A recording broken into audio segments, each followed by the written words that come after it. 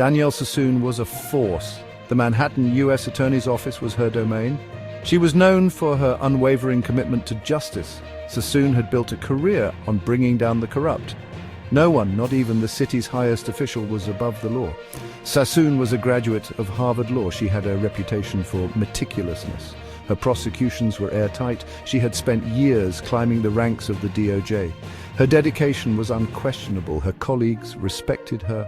Some even feared her. Sassoon was incorruptible. She was the last line of defense against the city's underbelly, and she was about to face her biggest challenge yet. Eric Adams, the charismatic mayor of New York City, was in trouble. His once bright political career was now overshadowed by a series of serious allegations. The man who had promised to clean up the city was now drowning in allegations of corruption. The very foundation of his administration was being questioned. The indictment was damning: wire fraud, bribery, receiving illegal campaign contributions. The charges were extensive and painted a grim picture. The accusations sent shockwaves through the city. Citizens were left in disbelief, questioning the integrity of their leader. Adams, a former police captain, had campaigned on a platform of law and order. His background in law enforcement had been a cornerstone of his appeal. Now he was accused of betraying the public's trust. The very people who had voted for him felt a deep sense of betrayal. The details of the case were ugly. The evidence presented was overwhelming and left little room for doubt. Prosecutors alleged that Adams had accepted lavish gifts, hotel stays, meals, even cash, all from individuals with ties to foreign governments. The implications were far-reaching. Adams vehemently denied the charges. He stood firm, maintaining his innocence in the face of mounting evidence. He claimed he was the victim of a political witch hunt. His defiance only fueled the controversy further. His supporters rallied behind him, accusing the prosecution of playing politics. They believed in his vision and stood by his side. The city was deeply divided. The once united front was now fractured, with citizens taking sides in a battle that seemed to have no end in sight. The pressure mounted on Sassoon. Every day, the weight of the case grew heavier on her shoulders. She was urged to drop the case. Colleagues and friends alike advised her to reconsider. Powerful voices whispered in her ears. They told her it wasn't worth the fight. They cited national security concerns. They warned of potential chaos. They claimed the prosecution was a distraction, a diversion from more pressing issues.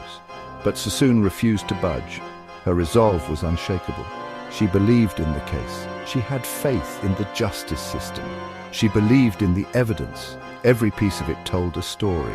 And she believed that no one, not even the mayor, was above the law. Justice had to be served. Sassoon dug in her heels. She was prepared for the battle ahead. She would see this case through, no matter the cost. Her dedication was unwavering. The tension between Sassoon and the Department of Justice escalated. The stakes were higher than ever. Her superiors demanded she back down. They threatened her career. They tried to break her spirit. They tried to reason with her. But Sassoon was unyielding. She stood firm in her convictions. She would not be intimidated. She would not be swayed by threats or promises. She would not be silenced. Sassoon's voice would be heard loud and clear. The inevitable break came, shattering the calm that had barely settled. Sassoon, in a blistering resignation letter, accused the DOJ of political interference, a charge that sent ripples through the corridors of power. She refused to be a party to what she called a travesty of justice, standing firm in her principles. Her resignation sent shockwaves through the legal community, leaving many to question their own roles. It was a stunning rebuke of the Department of Justice, a clear message that resonated far and wide. Two of Sassoon's top deputies resigned in solidarity, further amplifying the impact of her departure. The case against Mayor Adams was dropped, a decision that left the public in disbelief. The political fallout was immediate, with debates erupting across the nation. Critics accused the DOJ of caving to political pressure, undermining its credibility. They warned of a dangerous precedent, one that could erode public trust.